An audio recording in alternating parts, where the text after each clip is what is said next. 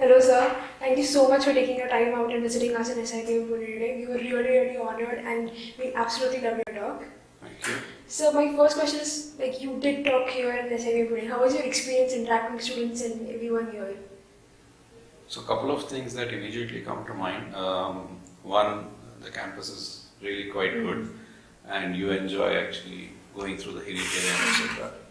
But that's one part of it. Second thing, when I was interacting, they said everything is arranged by students, including placements, including arranging of the Senate. Fantastic. I would say that these are the kind of opportunities that should come to you as early as possible. Because when you hit corporate life, it shouldn't come as a big surprise to you. So it actually preps you up very well. Fantastic. Thank you, sir. We actually pride ourselves on being a very student-driven institution. So, you talked about, in your experience, your work experience, what would you say, how often should a company reevaluate its strengths, weaknesses, opportunities and threats because of these completely changing scenarios and disruption happening everywhere around the world? So how do you go about it? So I'll answer it in two parts. Mm-hmm. If you look at it, until 1998, Kodak used to own 85% of the printed paper and the film, etc. And by 2003, they had almost, this was about 5 years, approximately. I may have got the years here or there, but essentially in 4 to 5 years, they were completely out of business. Now, this actually essentially tells you that if you are thinking 5 year, 3 year, etc., this is probably not the time frame. That is one. Now, to answer back the question, I would say you should have a very serious look at it every 6 months to 1 year.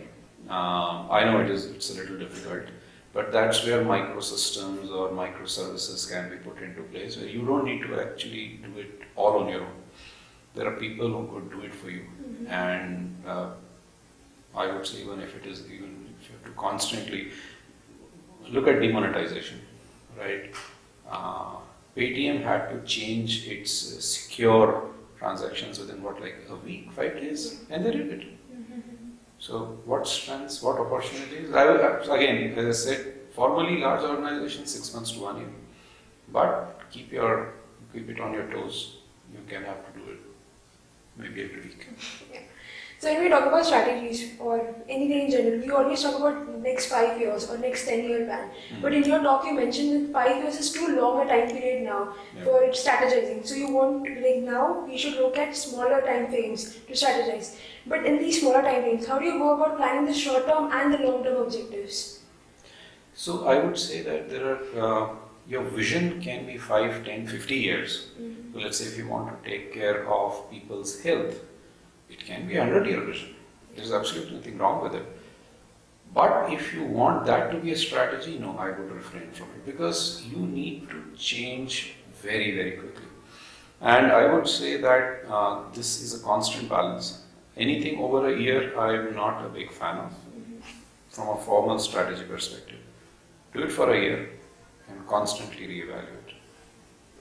How do you balance? Well, I am saying that the new balancing equation is there aren't very long-term goals anymore. There are none. The only goals are what are in short to medium term. You can have a vision long-term, but I would refrain from having very long-term goals. Okay, sir. So you talked about how people are essentially one of the most important things, one of the 3 important legs of an organization. Yes. So how do you suggest we go about planning people, as an asset to the organization? So I don't know whether I like the term asset because it gives me a very furniture kind of feel. Anyway, but if I carry on with the sentiment, especially from an India and corporation perspective, most of us guys, and when I say most of India, we are not very big on people skills, right? A lot of things, a lot of guys that come here from engineering, non-engineering background, etc. MBA essentially is the place where you learn some of these people skills. So that is one. How are they important? Oh, they are absolutely important. There are a few examples I keep on quoting. The Param supercomputer was created here in Pune. Okay. Okay. right? Or at least the fundamentals of it. And did they have a huge technology backup? It's, there's a bunch of closely connected guys who were, doing the Center for Research for Advanced Computing, and they just did it, right?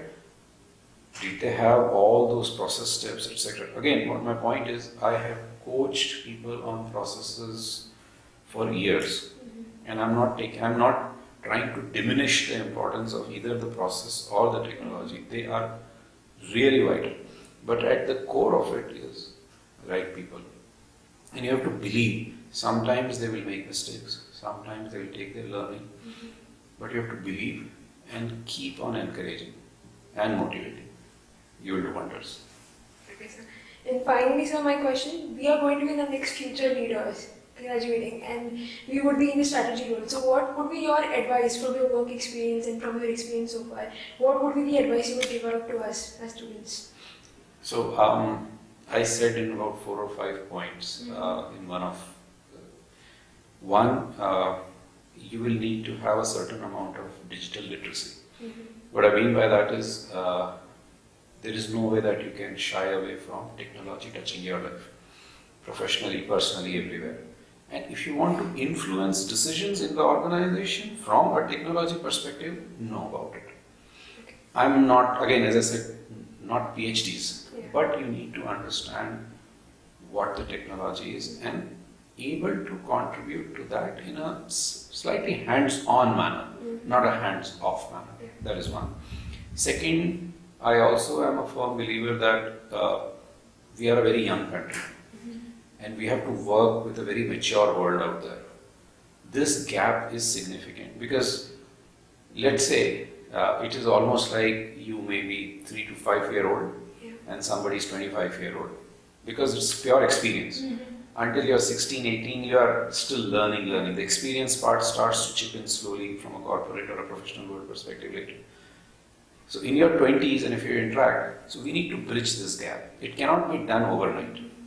But what has taken people 20 years to achieve, can you do it in say 8 or 10? Right? At least the crux of it. That's fantastic. And that's where senior, experienced guys, I personally believe, have to create an ecosystem to help leverage this. Okay. It is not possible overnight, but there has to be a system. Right? So there are similarly 4 or 5 key things that I say. We need the right mindset, you need to look at the big picture, because a lot of people sometimes are very siloed or narrow.